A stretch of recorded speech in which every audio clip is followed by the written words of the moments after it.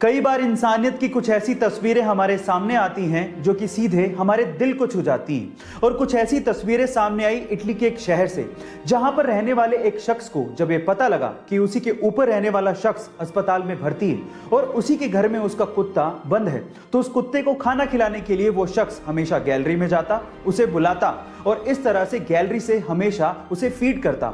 और उसने उस कुत्ते को तब तक खाना खिलाया जब तक कि उसका पड़ोसी अस्पताल से ठीक होकर घर पे नहीं आ गया। गाइज, आपको इंसानियत की ये तस्वीरें कैसे लगी चैट सेक्शन में जरूर लिखेगा। और गाइज, आप में से बहुत से लोगों का SBI यानी कि स्टेट बैंक ऑफ इंडिया में अकाउंट जरूर होगा या फिर आपने उसके शेयर्स खरीद रखे होंगे। लेकिन क्या आप लोग इस बैंक की हिस्ट्री जानते हैं कि ये बैंक कितना पुराना है? चलिए मैं आपको बताता हूं। 1806 में इस बैंक को बैंक ऑफ कोलकाता के नाम से खोला गया था। बाद में इसका नाम बदलकर बैंक ऑफ बंगाल कर दिया। फिर bank of Bengal, bank of Bombay और बैंक ऑफ मद्रास, इन तीनों को मर्ज करके इसका नाम रख दिया गया इंपीरियल बैंक ऑफ इंडिया। और आजादी के बाद 30 अप्रैल 1955 को इंपीरियल बैंक ऑफ इंडिया का नाम बदल के स्टेट बैंक ऑफ इंडिया कर दिया गया। चाहे तो आप भी SBI बैंक के शेयर्स खरीद सकते हैं, लिंक डिस्क्रिप्शन बॉक्स में गिवन है। गाइस, आपको ये अमेजिंग इंफॉर्मेशन कैसी लगी चैट सेक्शन में जरूर लिखेगा। और गाइस, मान लीजिए कि आपको विदेश से, स्पेशली अमेरिका से जॉब का ऑफर आए, तो आप क्या करेंगे?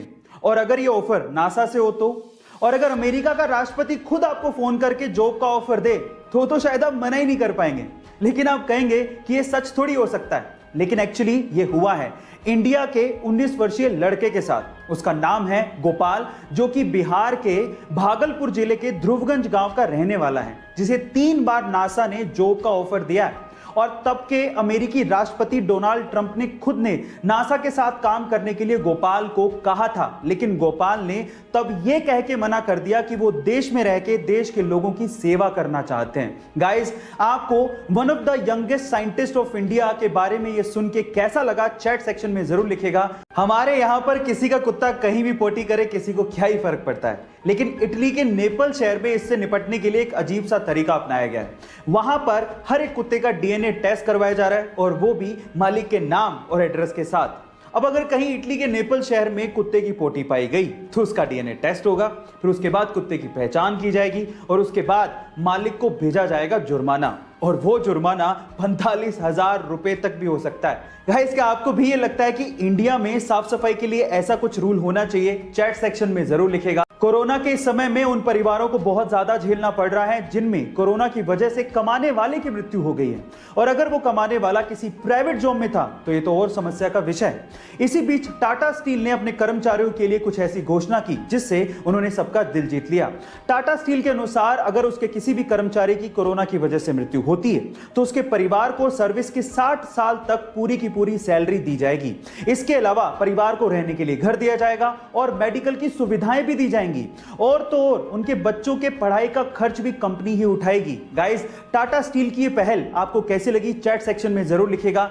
गाइस, क्या आपको पता है कि YouTube को इनिशियली डेटिंग साइट के तौर पे इंट्रोड्यूस किया गया था? जी हां गाइस, आप ठीक सुन रहे हैं। 14 फरवरी 2005 को यानी कि वैलेंटाइंस डे के दिन youtube.com डोमेन को रजिस्टर किया गया था, जिसका मकसद ये था कि लोग यहां पर आके वीडियोस बनाएं, अपने आप को इंट्रोड्यूस करें, अपने पार्टनर की चॉइसेस बताएं और फिर अपने चॉइस के पार्टनर के साथ डेट पर जाएं। लेकिन ये कॉन्सेप्ट चल नहीं पाया। इनफैक्ट एक लेडी को $20 देने के बावजूद भी उसने वीडियो अपलोड ही नहीं की।